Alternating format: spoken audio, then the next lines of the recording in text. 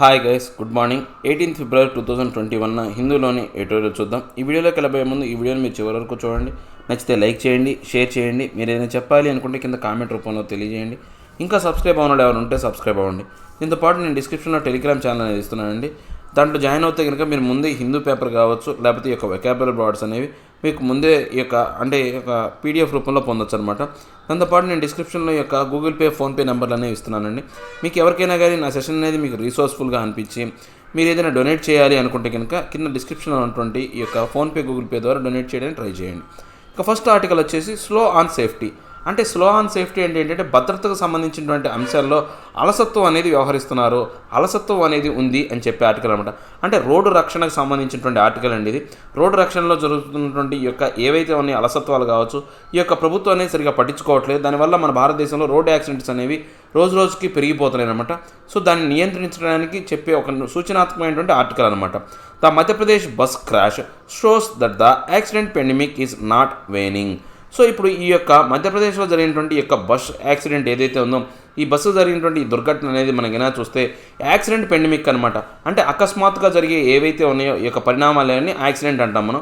Accident pandemic అంటే వ్యాధి.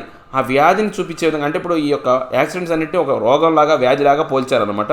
So ఈ యొక్క వ్యాధి అనేది మాత్రం తగ్గట్లేదు, క్షీణించట్లేదు. వేనింగ్ అంటే ఏంటంటే క్షీణించిపోవటం, నాట్ వేనింగ్, క్షీణించట్లేదు. ఈ యాక్సిడెంట్లు అనేవి రోజు రోజు పెరిగిపోతున్నాయి. అంటే మనం కోవిడ్-19ని కంట్రోల్ చేసుకోగలుగుతున్నాం, కానీ ఈ యొక్క యాక్సిడెంట్ లాంటి వ్యాధులను మాత్రం కంట్రోల్ చేయలేకపోతున్నాం అని చెప్తున్నాను అనమాట. India's road safety month launched on January 18th as an extended form of the annual road safety week for greater impact has concluded with a bus accident in Madhya Pradesh that has claimed 51 lives. అంటే ఇప్పుడు మనకు ఈ road సేఫ్టీకి సంబంధించినటువంటి నెలగా మనం జనవరి 18వ తారీఖు నుంచి నెల అనేది మనం గుర్తించామన్నమాట. సో మనకు ఈ యొక్క యాన్యువల్ రోడ్ సేఫ్టీ వీక్స్గా కూడా కొన్ని సంవత్సరాలుగా మనం ఏం చేస్తామంటే వారోత్సవాలు, రోడ్డు భద్రతా వారోత్సవాలు అనేది జరుపుతున్నాం అనమాట. వాటి వల్ల చాలా వరకు మనకు ఇంపాక్ట్ అనేది కనపడుతుంది. సో ఈ సంవత్సరం మాత్రం ఈ వారోత్సవాలు అనేవి ఈ మధ్యప్రదేశ్లో జరిగినటువంటి రోడ్ యాక్సిడెంట్తో ముగిసినాయి అనమాట. ఈ రోడ్ యాక్సిడెంట్ కారణంగా 51 మంది చనిపోయారు. The victims, including many young people reportedly traveling to Santa and Reva to take a government recruitment examination, were trapped within the bus as it plunged into a swollen canal. అంటే ఇప్పుడు ఈ యొక్క బస్సులో మనకి చూస్తే చాలా వరకు యువకులు అనేవాళ్ళు ఉన్నారనమాట. వాళ్ళు ఎక్కడి నుంచి శాంటా నుంచి రేవా మధ్యలో ట్రావెల్ చేస్తున్నారనమాట. సో వాళ్ళు ఎందుకు వెళ్తున్నారంటే గవర్నమెంట్ రిక్రూట్మెంట్ ఎగ్జామ్ అనేది రాయడం కోసం వెళ్ళారు. ఆ ఎగ్జామ్ కోసం రాయడం కోసం ఆ బస్సులో ఎక్కి ట్రాప్ అయ్యారనమాట. అంటే ఆ ఉచ్చులో ఇరుక్కుపోయారు. ట్రాప్ అంటే ఉచ్చు అనమాట. ఇరుక్కుపోయి ఆ యొక్క బస్సు అనేది ఈ యొక్క కెనాల్లో ఒక చిన్న కెనాల్లో పడిపోయిందనమాట. ప్లంజ్ అంటే పడిపోవడం అన్నాడు. పడిపోవడం వల్ల వాళ్ళందరూ చనిపోయారు. One of the many ghastly mishap that have occurred after the COVID-19 lockdown, it lends a grist to the view that the country, with the world's worst record on road safety, cannot get its act together anytime soon.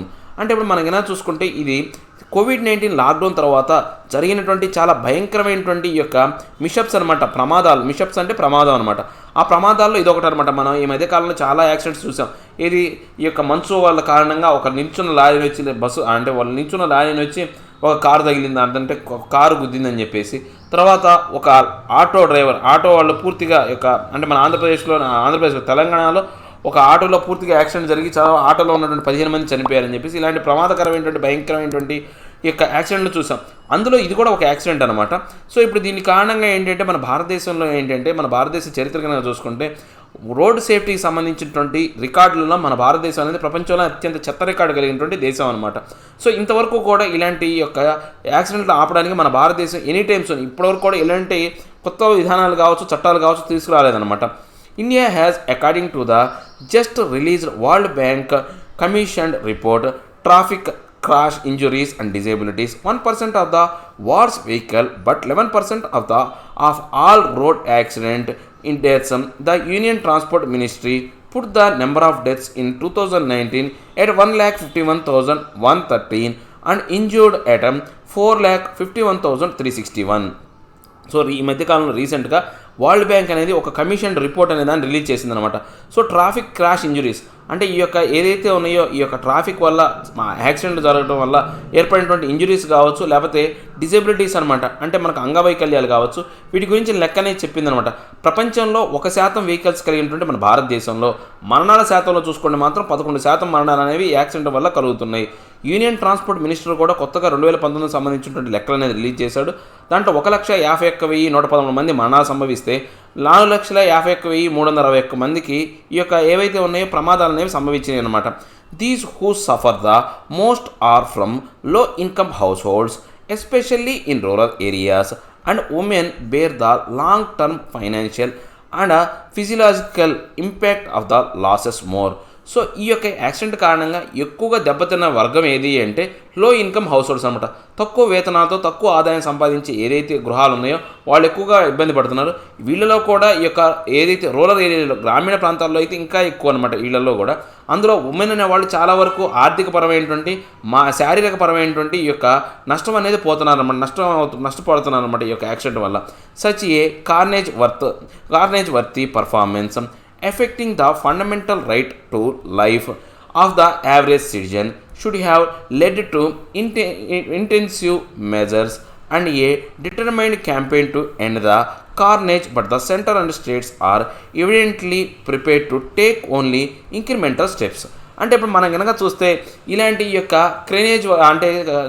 Cringe వర్తి అనమాట, అంటే చాలా భయంకరమైనటువంటి అంశాలు, అంటే ఎక్కువగా నాశనానికి సంబంధించినటువంటి పర్ఫార్మెన్స్లో మనం కనుక చూస్తే కనుక ఇవి ఏంటి అంటే ఈ యొక్క ఫండమెంటల్ రైట్ ఏదైతే ఉందో, అంటే మనం ఏదైతే జీవించే హక్కు ఏదైతే ఉందో దాన్ని ఎఫెక్ట్ చేస్తుంది, బాగా దెబ్బతీస్తున్నటువంటి అంశం అనమాట.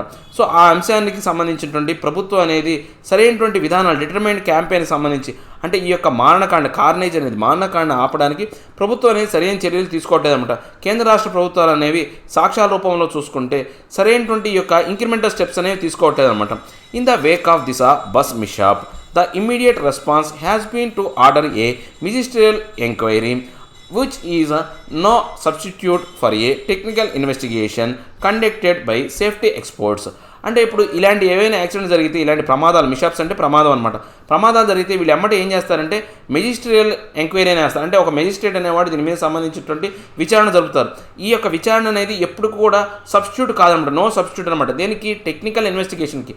అంటే టెక్నికల్ ఇన్వెస్టిగేషన్ ఏం చెప్తుంది అంటే అసలు రోడ్ యాక్సిడెంట్కి సంబంధించినటువంటి ప్రధానమైనటువంటి కారణాలన్నీ కూడా విశ్లేషిస్తుంది అనమాట. దాంట్లో ఎవరు పాల్గొంటారంటే సేఫ్టీ ఎక్స్పర్ట్స్ అనేవాళ్ళు పాల్గొంటారనమాట. అంత మంచిదాన్ని ఎప్పుడు పెట్టరు, ఓన్లీ మెజిస్ట్రియల్ ఎంక్వైరీ మాత్రమే పెడతారనమాట.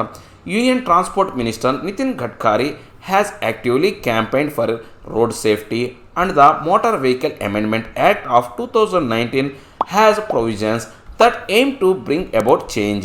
అంటే ఇప్పుడు ఈ యొక్క యూనియన్ ట్రాన్స్పోర్ట్ మినిస్టర్ అయినటువంటి నితిన్ గడ్కరీ ఆల్రెడీ ఈ యొక్క రోడ్ సేఫ్టీకి సంబంధించినటువంటి యాక్టివ్ క్యాంపెయిన్స్ అనేవి పెట్టాడు. దాంతోపాటు మోటార్ వెహికల్ అమెండ్మెంట్ యాక్ట్ 2019 కూడా తీసుకొచ్చారు. కానీ ఈ ప్రొవిజన్స్ అనేవి అంటే దేనికి తీసుకొచ్చారు? ఈ మార్పులు తీసుకురావాలనే ఉద్దేశంతో వీటిని తీసుకొచ్చారనమాట. But most states have been lukewarm towards hard steps to bring order to the roads, viewing zero tolerance rule enforcement through the lens of populism. కానీ రాష్ట్రాలు మాత్రం దీనికి సంబంధించి సరిగా వ్యవహరించట్లేదన్నమాట. ఎందుకని? జీరో టాలరెన్స్ కనుక వీళ్ళు పెట్టాలనుకుంటే కనుక ఎక్కువ వ్యతిరేకత అనేది వస్తుంది, అంటే ఈ యొక్క లెన్స్ ఆఫ్ పాపులిజం అనమాట. ఎక్కువ జనాభా నుంచి మనకి ఏంటంటే వ్యతిరేకత వస్తుంది అనే ఉద్దేశంతో వాళ్ళు పెట్టట్లేదు అనమాట. This is reflected in the spate of accidents on India's highways, which witnessed 61% of deaths from just 5% of all accidents as per 2019 data. So ఇప్పుడు దీని ప్రకారం ఏంటంటే వీళ్ళు ఎప్పుడైతే రాష్ట్రాలు అనేవి ఈ యొక్క విధానాన్ని అవలంబించట్లేదో ఆ యొక్క తలరాత, స్పేట్ అంటే తలరాత అనమాట. ఆ స్పేట్ అనేది ఎవరి మీద పడింది అంటే ఈ యొక్క యాక్సిడెంట్ల మీద, హైవేలో జరిగే యాక్సిడెంట్ మీద పడింది అనమాట. మనకు 2019లో జరిగినటువంటి డేటా ప్రకారం మనం కనుక చూస్తే ఆ సంవత్సరంలో మనకు కేవలం 5% మాత్రం యాక్సిడెంట్లు జరిగినాయి. కానీ 5% యాక్సిడెంట్లో 61% మంది మరణించారనమాట. సో అది అలాంటి పరిస్థితులనే అలాంటి భయంకర, అంటే యాక్సిడెంట్ జరిగిందంటే ఇంకా మరణం సంభవించే పరిస్థితులనే ఉన్నాయన్నమాట. The center must now set a timeline to operationalize the National Road Safety Board, for which draft rules were circulated in December last year to lay down engineering standards and complaints procedures that will help citizens held states to account. So ఇప్పుడు మనకు దీని ప్రకారం చూసుకుంటే కేంద్ర ప్రభుత్వం ఏం చేయాలా, ఒక టైం లైన్ ఆపరేషనలైజ్డ్ రోడ్ సేఫ్టీ సంబంధించినటువంటి బోర్డు అనేది తీసుకురావాలి. ఏదైతే లాస్ట్ ఇయర్ డిసెంబర్లో సర్క్యులేట్ చేసినటువంటి డ్రాఫ్ట్ రూల్స్ అనేవి వాటిని అవలంబించేసే విధంగా ఉండాలి. దాంతోపాటు ఈ యొక్క స్టాండర్డ్ కంప్లైంట్స్ కావచ్చు, ప్రొసీజర్స్ ఏవైతే ఉన్నాయో సిటిజన్స్ కావచ్చు, స్టేట్స్ కావచ్చు బాధ్యతాయుతంగా ఉండే విధంగా చర్యలు తీసుకోవాలన్నమాట. Transport departments continue to take an intelligent view of the rule violations. So ఇప్పుడు ఏంటి అంటే ఈ యొక్క ట్రాన్స్పోర్ట్ డిపార్ట్మెంట్ ఏదైతే ఉందో వాటి ఎలా ఉండాలి అంటే ఈ యొక్క సకారాత్మకమైనటువంటి ఈ యొక్క విధానాన్ని తీసుకురావాలన్నమాట. ఎవరైతే ఈ యొక్క రూల్స్ అనే వాటిని వైలేట్ చేస్తారు. Political parties and other fix illegal flag poles and spears on car bonnets and metal contraptions on the SUV bumpers which are deadly in an accident. So ఇప్పుడు మనం కనుక చూస్తే పొలిటికల్ పార్టీస్ కొంత సంబంధించి కొన్ని జెండాలు అనేవి ఎగరేస్తుంటారు కార్ బ్యానెట్ల మీద, కొన్ని చోట్ల బంపర్ల మీద రకరకాలైనటువంటి బొమ్మలు అనేవి పెడుతూ ఉంటారు, రకరకాలైనటువంటి డెకరేషన్స్ అనేవి చేస్తుంటారు. ఇవన్నీ కూడా ప్రమాదకరం, అంటే యాక్సిడెంట్లో ఎక్కువ పాత్ర పోషిస్తున్నాయి అన్నమాట మరణాలకి. Even with a high political will and there is no evidence this is present in all states. Ending the silent pandemic of accidents will need education, civil society cooperation and professional policing.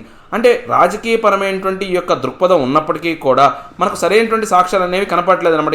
ఈ యొక్క silent పెండమిక్ని నాశనం చేయడానికి సంబంధించినటువంటి సరైనటువంటి ఈ యొక్క అంశాలు అనేవి కనపడలేదు అనమాట. దీనికి సంబంధించి యాక్సిడెంట్ సంబంధించి ఈ యొక్క అందరికీ కూడా ఎడ్యుకేషన్ అనేది అవసరం అనమాట. సివిల్ సొసైటీ కోఆపరేషన్ అనేది అవసరం అనమాట. ప్రొఫెషనల్ పోలీసింగ్ కూడా ఉండాలి. ఇవన్నీ ఉన్నప్పుడు మాత్రమే వీటిని అవలంబింపజేయగలం. Meeting the SDGs on transport and reduced road deaths and injuries will need actions that go beyond pious declaration. So ఇప్పుడు మనకు ఈ యొక్క SDGs అన్నింటిని అందరినీ కూడా మీటింగ్ అనేది కండక్ట్ చేసి ఈ ట్రాన్స్పోర్ట్ సంబంధించినటువంటి రోడ్ డెత్స్ అనేవి, ఇంజురీస్ అనేవి తగ్గించాలి. ఇలా తగ్గించినప్పుడు మాత్రమే ఏదైతే ఉందో ఈ యొక్క పాయిస్ అనమాట, అంటే ఈ యొక్క ఇబ్బంది లేకుండా అంటే డిక్లరేషన్ అనమాట, సరైనటువంటి ఈ యొక్క దృక్పథం కావచ్చు, ఈ యొక్క డిక్లరేషన్స్ అనేవి మనకు రావాలి అంటే అంటే గౌరవార్థమైనటువంటి డిక్లరేషన్స్ అనేవి వాటికి ఇచ్చి వాటి అన్నింటినీ అవలంబింపజేసే విధంగా చర్యలు తీసుకోవాలని చెప్తున్నాను అనమాట. ఇక నెక్స్ట్ ఆర్టికల్ వచ్చేసి యాన్ అంబిగ్యూయస్ లెవీ. సో ఇప్పుడు యాంబిగ్యూయస్ అంటే ఏంటి అంటే అస్పష్టమైన అని, స్పష్టత లేని అని. లెవీ అంటే పన్ను, అస్పష్టతమైనటువంటి ఒక పన్ను అన్నమాట, అంటే స్పష్టత లేని పన్ను. The proposed tax on PF incomes has its logic but operational details need a revisit. So ఇప్పుడు కొత్తగా ప్రపోజ్ చేసినటువంటి ట్యాక్స్ అంటే PF మీద ట్యాక్స్ తీసుకురావడం అనేది కొంతవరకు లాజిక్ ఉంది, కానీ దాని ఆపరేషనల్ డీటెయిల్స్ అనే వాటి మాత్రం మళ్ళీ ఒకసారి తిరిగి సమీక్షించాలి. రీవిజిట్ అంటే తిరిగి సమీక్షించాలి అని చెప్తున్నాను అనమాట. Finance minister Nirmala Sitharaman has stressed that budget 2021-22 raises resources to push the economy without increased taxation. So 2021-22 budget finance minister Nirmala Sitharaman ఏం చెప్పిందంటే పన్నుల్ని పెంచకుండా మనం భారతదేశానికి ఎక్కువ ఆదాయాన్ని తెచ్చే విధంగా కొత్త పథకాలు తీసుకొచ్చామని చెప్పిందనమాట. However one change to the income tax law proposed in the financial bill 2021 has triggered anxieties for the salaried class, withdrawing tax exemption on interest income accrued into provident fund accounts arising out of employees' contribution exceeding 2.5 lakh in a previous year in that fund on or after April 1, 2021. So ఇప్పుడు కొత్తగా తీసుకొచ్చినటువంటి చట్టం ప్రకారం ఏంటంటే ఈ finance minister కొత్తగా 2021 సంబంధించినటువంటి PF ఏదైతే ఉందో ఆ PF జమల మీద ట్యాక్స్ అనేది పెట్టాలి. 2.5 లక్షలు దాటితే ట్యాక్స్ పెట్టాలనే అంశం అనేది మొదలు పెట్టారనమాట. ఇంతకుముందు దీన్ని తీసేశారనమాట. సో ఇప్పుడు మళ్ళీ దాన్ని పెట్టారనమాట. సో ఈ యొక్క విధానం అనేది April 1, 2021 నుంచి అమల్లోకి వస్తుందన్నమాట. The rationale some employees are contributing huge amounts into their PF accounts and getting tax free incomes. So దీని యొక్క రేషనల్లీ అంటే చట్టబద్ధత ప్రకారం మనం ఏమైనా చూస్తే చాలామంది ఎంప్లాయీస్ ఏం చేస్తున్నారంటే ఎక్కువ శాతం వాళ్ళ యొక్క వేతనాలని PFలకు జమ చేస్తారనమాట. ఎందుకని ట్యాక్స్ తక్కువగా పడుతుంది అంటే ట్యాక్స్ ఫ్రీగా మనం వాటిని ఇన్కమ్ తీసుకోవచ్చు అని చెప్పేసి వాళ్ళు అలా చేస్తారనమాట. Subsequently the revenue department has pointed out the tax will only affect a small group of high net worth individuals, HNIs. The 100 largest employees PF EPF accounts had a combined balance over 2000 crores. So ఇప్పుడు ఈ యొక్క revenue department ఏం చెప్తుందంటే ఈ యొక్క కొత్త చట్టం వల్ల చాలా తక్కువ మంది ఎంప్లాయీస్ మాత్రమే దీని మీద ప్రభావితం పడుతుంది, వాళ్ళ మీద మాత్రం ఈ ప్రభావం పడుతుంది. హై నెట్ వర్త్ ఇండివిజువల్స్ ఎవరైతే ఉన్నారో, ఎక్కువ ఆదాయాన్ని సంపాదించే వాళ్ళు ఎవరైతే ఉన్నారో వాళ్ళ మీద మాత్రం ఈ ప్రభావం పడుతుంది. మన యొక్క పిఎఫ్ లెక్కల ప్రకారం, మన ఈపీఎఫ్ లెక్కల ప్రకారం మనం కింద చూసుకుంటే ఒక 100 మంది లార్జెస్ట్ ఎంప్లాయీస్ ఎవరైతే ఉన్నారో వాళ్ళకి సంబంధించినటువంటి ఈ యొక్క పిఎఫ్ అమౌంట్ అనేది 2000 కోట్ల వరకు ఉందన్నమాట. It can be no one's case that a social security scheme for formal sector workers should become an investment haven for the well-heeled corporate top brass. అంటే ఇప్పుడు ఈ యొక్క సెక్టర్ అంటే ఇప్పుడు ఈ స్కీమ్ అనేది పిఎఫ్ స్కీమ్ అనేది మనం కనుక చూసుకుంటే సామాజిక పరమైనటువంటి భద్రతకు సంబంధించినటువంటి స్కీమ్ అనమాట. అంటే భవిష్య నిధికి సంబంధించినటువంటి స్కీమ్ అనమాట ఫార్మల్ సెక్టర్కి వర్కర్స్కి. కానీ ఇప్పుడు ఇది ఏమైంది అంటే ఇన్వెస్ట్మెంట్ రంగానికి సంబంధించినటువంటి పెద్ద పెద్ద కార్పొరేట్కి సంబంధించినటువంటి టాప్ రేస్కి ఇది ఒక స్వర్గధామంగా తయారైపోయింది అనమాట. యాక్చువల్గా ఇది మంచి కోసం చేస్తే వాళ్ళు ఇప్పుడు ఏంది దాన్ని దుర్వినియోగం చేసుకుంటున్నారనమాట. However the threshold proposed to exclude the so called HNIs appears low as it would end up partially taxing PF income for even those putting away 21,000 a month towards their retirement. Hardly a typical HNI, given it may take the several decades to attain a 1 crore rupee PF balance. అంటే ఇప్పుడు మనం ఏదేమైనప్పటికీ కూడా కొత్తగా ఈ threshold అనేది ప్రవేశపెట్టడం వల్ల ఈ ప్రపోజల్ ఎక్స్క్లూజన్ ఏదైతే ఉందో అంటే ఈ యొక్క హెచ్ఎన్ఐ అనమాట హైగా అంటే ఎక్కువగా సంపాదించే వాళ్ళు ఏదైతే ఈ యొక్క నెట్ వర్త్ ఇన్కమ్ ఏదైతే హైగా ఉన్న వాళ్ళు ఎవరైతే ఉన్నారో వాళ్ళకి సంబంధించిన వరకు మాత్రమే ఈ పిఎఫ్ అనేది ఉంటుందన్నమాట. అంటే 21,000 కన్నా ఎక్కువగా జమ చేసేవాళ్ళు అంటే వాళ్ళ దీని కనుక చూసుకుంటే టిపికల్గా 1 crore రూపీ కన్నా పిఎఫ్ బ్యాలెన్స్ అనేది ఎక్కువగా ఉంటే వాళ్ళకి మాత్రమే పెట్టడం జరుగుతుంది అనమాట. ఈ the threshold also does not tie in with the 7.5 lakh limit set in last year budget for employers contribution into the EPF National Pension System NPS or other superannuation funds roles for which are yet to be notified. అంటే ఇప్పుడు 7.5 లక్షల కన్నా తక్కువ ఉన్న వాళ్ళకి ఎవరైతే ఉందో దానికి సంబంధించినటువంటి ఏవైతే ఉందో పిఎఫ్ కటింగ్ అంటే ట్యాక్స్ అనేది ఉండదన్నమాట. దాంతోపాటు ఈ యొక్క నేషనల్ పెన్షన్ సిస్టంలో కావచ్చు లేకపోతే ఈ యొక్క పర్యవేక్షణ ఫండ్స్కి సంబంధించి సూపరన్నేషన్ అంటే పర్యవేక్షణ ఫండ్స్కి సంబంధించి వాటికి సంబంధించిన అంశాలు అనేవి ఇంకా ప్రస్తావించలేదన్నమాట. This is not the first time this government had tried to tax PF savings citing its abuse by the rich. అంటే ఇప్పుడు ఈ ప్రభుత్వానికి ఇదేం కొత్త కాదనమాట ఇలా ట్యాక్స్లు వేయటం. ఎందుకని ఈ యొక్క ధనికుల చేత ఇదంతా కూడా ఈ చట్టాలు అనేవి అవమానింపబడుతున్నాయి, కళంకం తీసుకురాబడుతున్నాయి అనమాట. అబ్యూజ్ అంటే కళంకం, అవమానం అనమాట. అలా తీసుకురాబడుతున్నటువంటి చట్టాలు కొత్తగా తీసుకురావడం అనేది కొత్త ఏం కాదనమాట. In the 2016-17 budget it proposed to tax 60% of EPF balance at the time of withdrawal but backtracked after a backlash. 2016-17లో దీనికి సంబంధించినటువంటి ఈ యొక్క ఈపీఎఫ్ సంబంధించినటువంటి 60% ట్యాక్స్ అనేది ప్రపోజ్ పెట్టారనమాట ఎప్పుడైతే వాళ్ళు విత్డ్రా చేసుకుంటారో. కానీ ఈ యొక్క ఏదో ఎదురు దెబ్బ తగలటం వల్ల బ్యాక్లాష్ అంటే ఎదురు దెబ్బ తగలటం వల్ల దీన్ని నిలుపుదల చేశారు. Now it was covered even government employees contribution into the EPF but left NPS investments over 2.5 lakh a year untouched. So ఇప్పుడు దీన్ని ఈ యొక్క చట్టం కిందకి గవర్నమెంట్ ఎంప్లాయీస్ కూడా తీసుకొచ్చారన్నమాట. జీపీఎఫ్ కూడా గవర్నమెంట్ ప్రావిడెంట్ ఫండ్ కూడా తీసుకొచ్చారన్నమాట. సో ఈ యొక్క ఎన్పిఎస్ ఇన్వెస్ట్మెంట్ అనేది 2.5 లక్షల కన్నా తక్కువ ఉన్న వాళ్ళు మాత్రం టచ్ చేయలేదన్నమాట. Tax treatment inequality between India's limited requirement savings instruments aside, employees and employers have some serious doubts on the implementation. So ఇప్పుడు ఈ ట్యాక్స్ ట్రీట్మెంట్ ఇన్ఈక్వాలిటీస్ అనేవి చాలా వరకు ఉన్నాయన్నమాట. సో దీనివల్ల ఏంటంటే ఈ యొక్క ఎంప్లాయీస్ ఎవరైతే ఉన్నారో ఆ ఇంప్లిమెంటేషన్లో చాలా సందేహాలు అనేవి ఉన్నాయన్నమాట. The words in a previous year for one suggest this will be a type of retroactive taxing future income even on past years contributing of over 2.5 lakh. So ఇప్పుడు ఈ యొక్క లాస్ట్ ఇయర్ చెప్పినటువంటి మాటల ప్రకారం వార్డ్స్ ప్రకారం చూసుకుంటే కనుక ఈ కొత్తగా తీసుకొచ్చినటువంటి చట్టం అనేది ఏదో రెట్రో యాక్టివ్ అనమాట. అంటే గతం నుంచి తర్వాత రాబోయే కాలంలో జరగబోయే ముందు కాలంలో మొత్తాన్ని ట్యాక్స్లోకి తీసుకొచ్చే అంటే 2.5 లక్షల కన్నా ఎక్కువ ఎక్కడైనా కానీ గతం అంటే రెట్రో అంటే గతం అనమాట. రెట్రో యాక్టివ్ ఎప్పటి నుంచో గతం నుంచి యాక్టివ్గా ఉంటుంది. రాబోయే కాలంలో ఫ్యూచర్ కూడా ఉంటుంది అనమాట. It is also not clear when and how the tax is to be paid at retirement or each year that the PF rate is announced. కానీ ఇప్పటికీ మనకు స్పష్టత లేని అంశం ఏంటంటే ఈ ట్యాక్స్ అనేది ఎప్పుడు వసూలు చేస్తారు?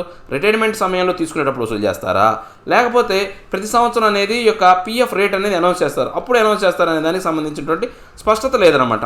The CBDT chief has said employees should include such income in there annual tax returns which may work for GPF members whose interest rate is announced every quarter but not for EPF accounts, as interest rates are declared late and credited even later. అంటే ఇప్పుడు మనకైనా చూస్తే ఈ యొక్క సిబిటిఎఫ్ chief చెప్పినటువంటి లెక్కల ప్రకారం ఏంటంటే వీళ్ళు ప్రతి సంవత్సరం వాళ్ళు ఇన్కమ్ ట్యాక్స్ రిటర్న్స్లో ఈ పిఎఫ్ లెక్కలు కూడా జమ చేయాలి. ఆ జమ చేసిన దాని ప్రకారం ఈ ఇంట్రెస్ట్ రేట్స్ కావచ్చు అవన్నీ కూడా ఎప్పుడైతే క్వార్టర్లో అనౌన్స్ చేస్తారో దానికి అనుగుణంగా ఈ లెక్కలు అనేవి చెప్పాలి. ఈ యొక్క ఈపీఎఫ్ అకౌంట్ ఇంట్రెస్ట్ రేట్లు కావచ్చు అవన్నీ కూడా ముందు వీళ్ళు అంటే ఈపీఎఫ్ అకౌంట్ సంబంధించినటువంటి ఇంట్రెస్ట్ రేట్ మాత్రం డిక్లేర్ చేయాల్సిన అవసరం లేదు. ఎందుకని ఎప్పుడు కూడా అవి లేట్గా క్రెడిట్ అవుతూ ఉంటాయి కాబట్టి అవి అవసరం లేదనమాట. ఈ యొక్క జీపీఎఫ్ మాత్రమే అనౌన్స్ చేయాలన్నమాట.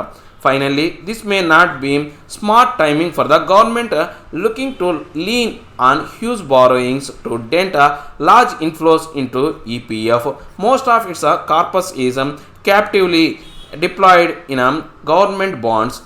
అంటే ఇప్పుడు మనం కనుక చూస్తే కనుక ఈ యొక్క అంశాలనేవి మనం కనుక పరీక్షిస్తే కనుక ఈ యొక్క ప్రభుత్వం అనేది ఇలాంటి సమయంలో ఇలాంటి చర్యలు తీసుకోవాల్సిన పరిస్థితి అయితే కాదనమాట. ఎందుకని ఎక్కువగా ఇన్ఫ్లోస్ అనేవి ఈపీఎఫ్ నుంచే వస్తున్నాయి అనమాట. While the goal of targeting HNIs using the PF savings to avoid taxation is laudable. The center should consider recalibrating the arithmetic and operational details of the tax. So ఇప్పుడు ఈ యొక్క high net income ఎవరైతే ఉందో net worth income అనేది ఎవరికైతే ఉందో వాళ్ళని target చేయడం అనేది ఒక మంచి లౌడబుల్ గుర్తించదగ్గ అంశం అయినప్పటికీ కూడా సెంటర్ అనేది తిరిగి ఒకసారి పునరుద్ధరించుకోవాలి. ఈ యొక్క లెక్కల అర్థమెటిక్ అనమాట లెక్కల గురించి operational details of the tax గురించి తిరిగి పునరుద్ధరించుకోవాలి అని చెప్తున్నాను అనమాట. సో ఏం లేదండి, ఈ ట్యాక్స్లు అనేవి ఎక్కువగా అంటే ఈ యొక్క పిఎఫ్ మీద ట్యాక్స్ లేకపోవడం వల్ల ఎక్కువ వేతనాలు వచ్చే కార్పొరేట్ కంపెనీకి సంబంధించినటువంటి వాళ్ళందరూ కూడా ఏం చేస్తున్నారంటే వీటిని పిఎఫ్లో జమ చేసి ట్యాక్స్లు కట్టకుండా ఆదాయాన్ని సంపాదిస్తున్నారు. సో దాని మీద పిఎఫ్ మీద ట్యాక్స్ అనేది పెడుతున్నారు. ఇలా చేస్తున్నప్పుడు కూడా ప్రభుత్వ ఎంప్లాయీస్ కూడా దీంట్లో తీసుకొస్తున్నారు కాబట్టి ఒకసారి దీన్ని ఇంప్లిమెంట్ చేసే విధానంలో తిరిగి సమీక్షించుకోవాలి అని చెప్తున్నాను అనమాట. సో ఇవండి ఈరోజు నా హిందూ అంటూ ఆర్టికల్ ఎక్స్ప్లెనేషన్. మీకు నచ్చే ఉంటుంది అనుకుంటా. నచ్చితే లైక్ చేయండి, షేర్ చేయండి. మీరు ఏదైనా చెప్పాలి అనుకుంటే కింద కామెంట్ రూపంలో తెలియజేయండి. ఇంకా సబ్స్క్రైబ్ అవ్వండి, ఎవరైనా ఉంటే సబ్స్క్రైబ్ అవ్వండి. ఈ వీడియో మీకు రిసోర్స్ఫుల్గా అనిపిస్తే డొనేట్ చేయడం మాత్రం మర్చిపోకండి. Thank you very much.